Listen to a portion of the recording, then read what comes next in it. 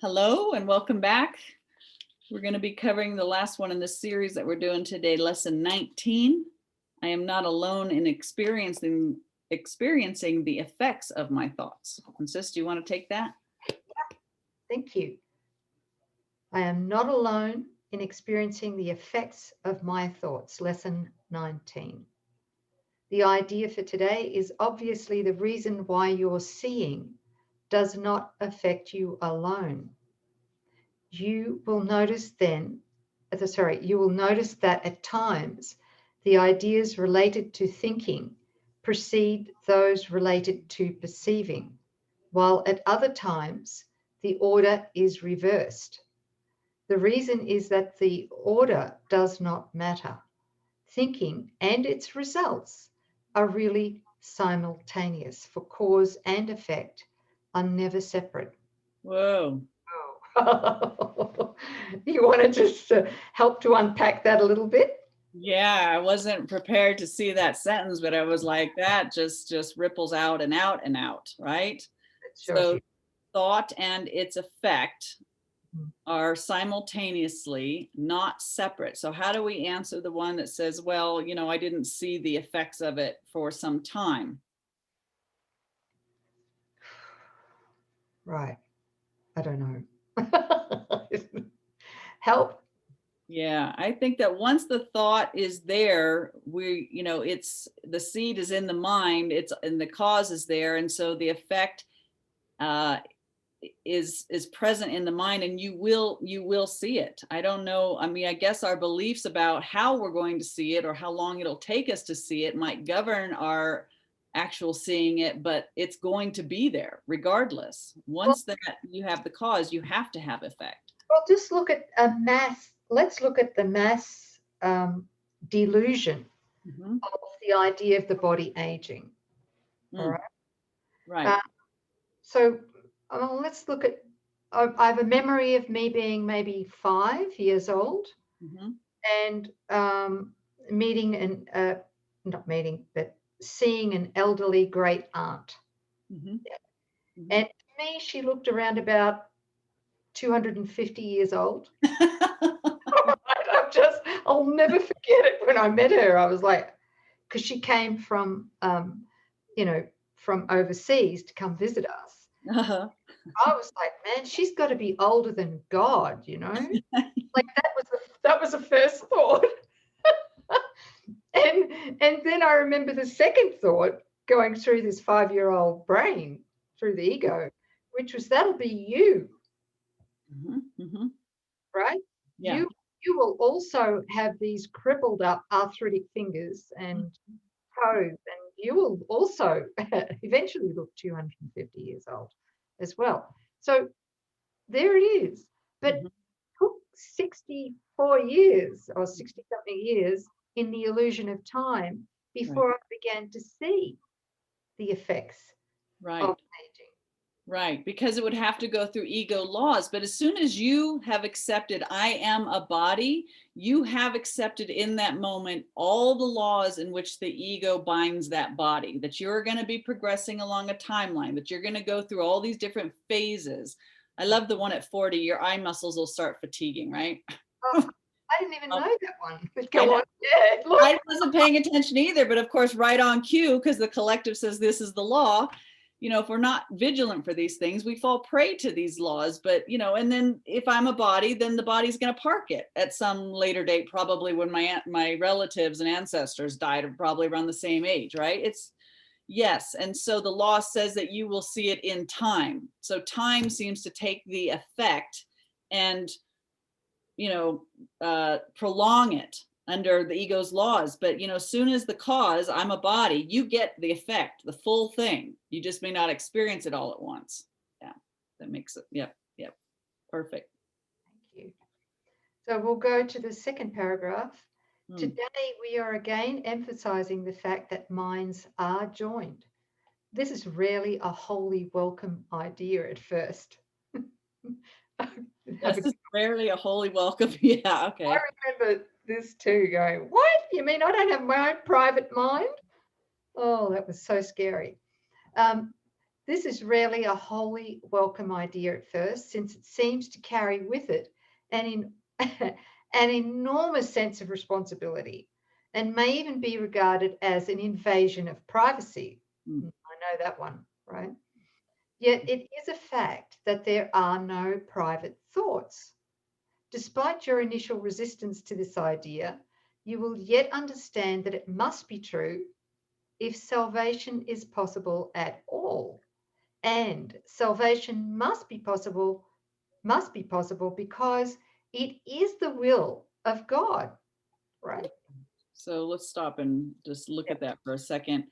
Yeah. We're coming back again that from the belief of private, separate minds, billions of different minds having private thoughts, our salvation is found when we are willing to forgive that thought and come back and allow that mind to be in us, which was in Jesus. Like the mind of God is the only mind there is, and you and I and every single brother or sister possesses that mind and reflects or extends the mind of God. So our salvation is an understanding that there is one mind, celebrating that the fact that there was only one mind, and that is our mind. The Holy Spirit reminds us that only the thoughts we think with God are true thoughts. So that's the way of salvation. That's the will of God. The ego, of course, shrieks and says, no, separation is our God. And that's the belief that we can have separate minds with separate wills and separate thoughts and our little opinions and judgments, which keeps the mythical me seemingly alive and thriving. Mm. So it's a choice. What do you want? Which way on the continuum are you going with the ego, or are you wanting to will with God? Which is your will? Okay, this is good. It's good to bring this up because what just came through my mind then Mm, was, well, what about memories? mm. What do you mean? What Well, are they? I mean, are they neutral? Yeah, of course. Right. Mhm. Okay, but and do memory, okay, so if I believe a memory of a memory of what? A memory of something that was painful, Mhm, mhm, and I still believe it now here, right? It hasn't left my mind. mhm. It is, I believe that painful memory. You're still bringing the past forward. Mhm, Yes. mhm. Okay. So am I going to manifest that memory? I will keep, sorry, the question is, am I going to keep manifesting that memory? Yeah, well, that's the whole thing that we use the body for, right? So, okay, so if I have this memory that I was beaten, mercilessly as a child, and I am so traumatized by that it's become part of my identity, then I am carrying that forward as part of my filter about what I am. And I even allow my body to be the repository for all the emotions, the negative emotions and the trauma that I experienced.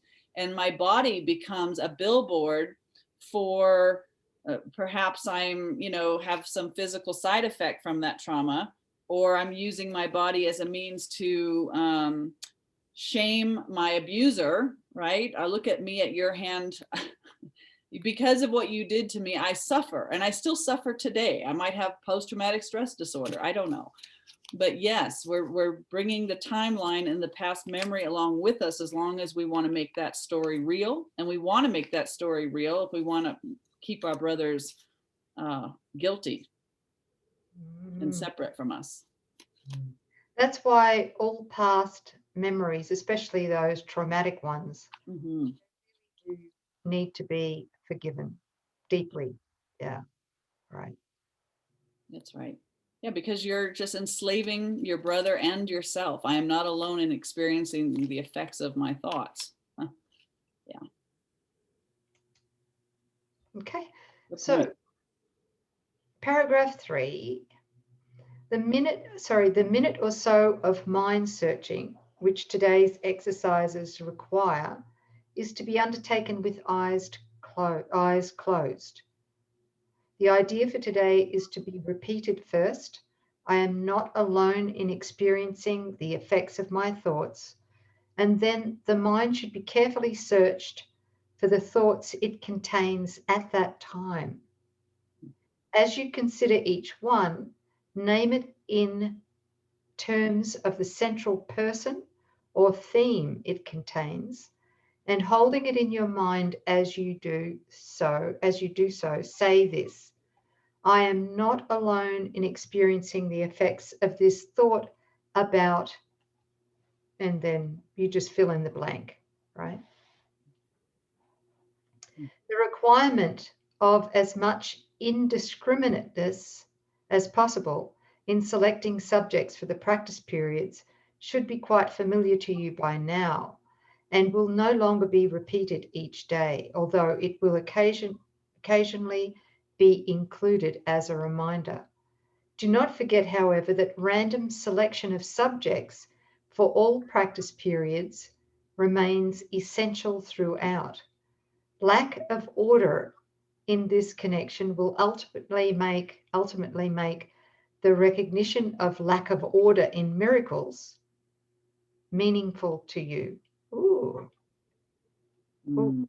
Okay. Apart from the as-needed application of today's idea, at least 3 practice periods are required, shortening the length of time involved if necessary.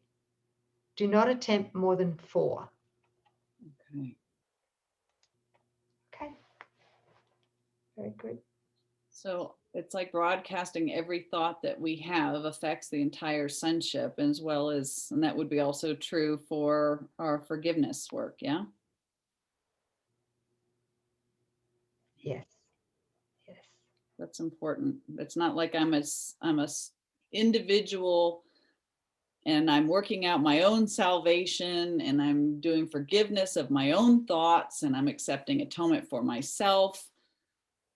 It's so important to recognize that as part of a sonship, which is entire and whole and unified, that everything that we're doing, like the pebble on the pond or something bouncing on a web, or I've heard lots of different ways to describe it, but there is nothing that we can do that doesn't affect the whole. So when love's doing it, how beautiful is that idea? And while fear's in control, what a motivator to watch our thoughts. Mm-hmm. Very good. Thank you, sis. Yeah, thank you. Okay, thanks guys. We'll see you next time for lesson 20. Bye. Bye.